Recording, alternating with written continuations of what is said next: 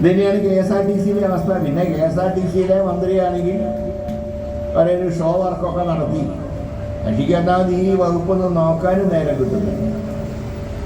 അമ്മായിയപ്പനെ കൊന്ന മറ്റേ ജയിലിലുള്ളവർക്ക് ശിക്ഷ കാലാവധി പൂർത്തിയാക്കി ഗുഡ് സർട്ടിഫിക്കറ്റ് കൊടുക്കുന്ന നേരം ഈ വകുപ്പൊന്നും ശ്രദ്ധിച്ചു കൊടുക്കില്ല. അപ്പോൾ അതെന്ന് ആലോചിച്ചുണ്ട്. സ്വന്തം അമ്മായിയപ്പനെ ശ്വാസം മുട്ടിച്ച് കൊന്ന ഗുണ്ടകളെ ഏർപ്പെടുത്തിയ ഒരു സ്ത്രീ 14 കൊല്ലം ജയിലിൽ കിടന്നു. ആ ജയിലിലെന്ന് പറഞ്ഞാൽ ആ 2 കൊല്ലം പരോളായി. 14 വർഷത്തിൽ 2 വർഷം പരോള്, 12 വർഷമേ കിടന്നിട്ടുള്ളൂ. അത് കേരളത്തിലെ മുഴുവൻ ജയിലിലും കിടന്നു സൽസ്വഭാവം കാരണം. കൂടിയുള്ളവരെ തല്ലിയില്ല.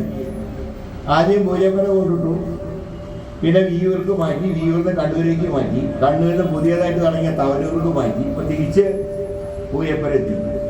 അപ്പോൾ 14 വർഷക്കാലം നല്ല സൽസ്വഭാവത്തോടുകൂടെ ജയിലിൽ കഴിഞ്ഞതിന് അവർക്ക് ശിക്ഷാ കാലാവധി പൂർത്തിയാക്കി വിടുതൽ ചെയ്യാനുള്ള ഫയൽ ഒരുക്കിയതിൻ്റെ പിന്നിൽ ഈ മന്ത്രിയുടെ പേരാണ് എല്ലാവരും പറയുന്നത്. അങ്ങനെയാണെങ്കിൽ അധികം നിഷേധിച്ചിട്ടുമില്ല. ഏതായാലും ഗവർണറുടെ ഫയൽ പിടിച്ചു വെച്ചിരിക്കുക. അപ്പൊ ഇവിടെ എന്തൊക്കെയാണ് നടക്കുന്നില്ല?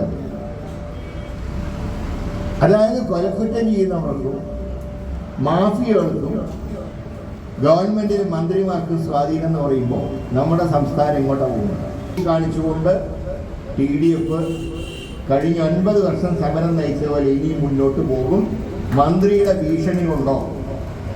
ഒരു കാര്യം മന്ത്രി മനസ്സിലാക്കേണ്ടത്, ഇവിടെ നേരത്തെ ഞാൻ കടന്നു വരുമ്പോൾ എൻ്റെ മുൻ പ്രാസിംഗിൽ പറഞ്ഞതുപോലെ R ബാലകൃഷ്ണ പിള്ളേരെ ജയിലിൽ അയച്ചാരാന്ന് എല്ലാവർക്കും അറിയാം. ഈ കൊട്ടാരക്കരക്കാർക്കാർക്ക് ഹൈക്കോടതി വെറുതെ വിട്ട ബാലകൃഷ്ണ പിള്ളയെ സുപ്രീം കോടതി വരെ കേസ് നടത്തിച്ച് അകത്തിട്ട്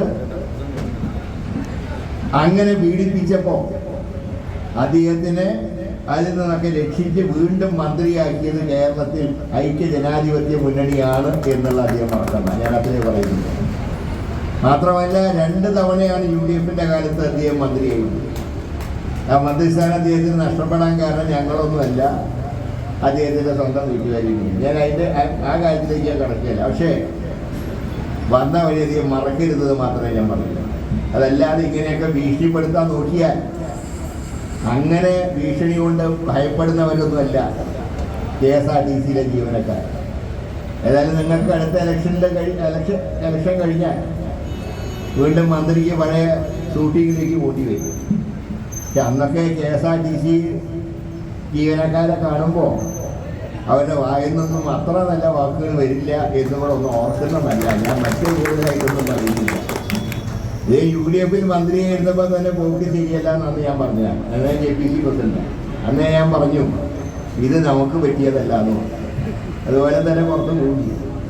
ഏതായാലും പുറത്ത് വന്നൊക്കെ അവരുടെ ഇഷ്ടം ചെയ്തു. പക്ഷേ പാവപ്പെട്ട ജീവനക്കാരെ ദ്രോഹിക്കാൻ വന്നാൽ INTCയുടെ ഒക്കെ ഒരു പാരമ്പര്യം മന്ത്രി ഓർക്കണമെന്ന് മാത്രമേ ഞാൻ പറയുന്നു. അദ്ദേഹത്തിൻ്റെ പിതാവ് ജീവിച്ചിരുന്നെങ്കിൽ അദ്ദേഹം പറഞ്ഞു കൊടുക്കുകയായിരുന്നു.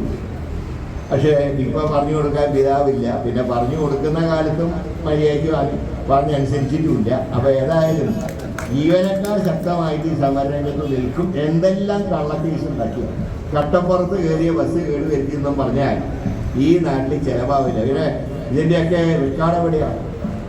നിങ്ങൾ പറയുന്ന CCTVകൾ എത്ര സ്ഥലത്ത് പ്രവർത്തിക്കുന്നുണ്ട്? കേരളത്തിൽ ഇപ്പോൾ ഒരു കാര്യം നിങ്ങൾ ശ്രദ്ധിച്ചിട്ടുണ്ടോ? എവിടെയെങ്കിലും കുഴപ്പമുണ്ടെങ്കിൽ അവിടെ നിന്ന് CCTV പ്രവർത്തിക്കില്ല. പ്രത്യേകിച്ച് മാർക്സിസ്റ്റുകാരാണ് കുറ്റം ചെയ്യുന്നതെങ്കിൽ അവിടെ ഒരു TVയും പ്രവർത്തിക്കില്ല.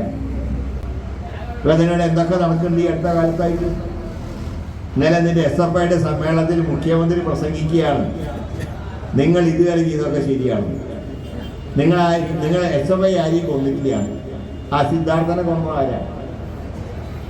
വയനാട്ടിലെ വെറ്ററിനറി കോളേജിൽ പഠിച്ചുകൊണ്ടിരുന്ന സിദ്ധാർത്ഥനെ റാഗിങ് നടത്തി കെട്ടിത്തൂക്കിയത് ഇത് SFI അല്ലേ?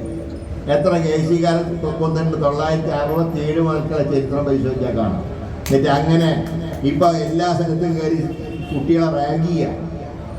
എന്തൊക്കെയാണ് നടക്കുന്നത് അവിടെ? എന്താ കോട്ടയത്ത് നഴ്സിംഗ് കോളേജിൽ നടന്നത്? എന്താ കുട്ടികളെ പിടിച്ചു കൊണ്ടുവന്ന് കടാര കൊണ്ട് കുത്തി വരച്ച് ചോര പൊടിയുമ്പോൾ അതിൽ ക്രീം പരട്ടും.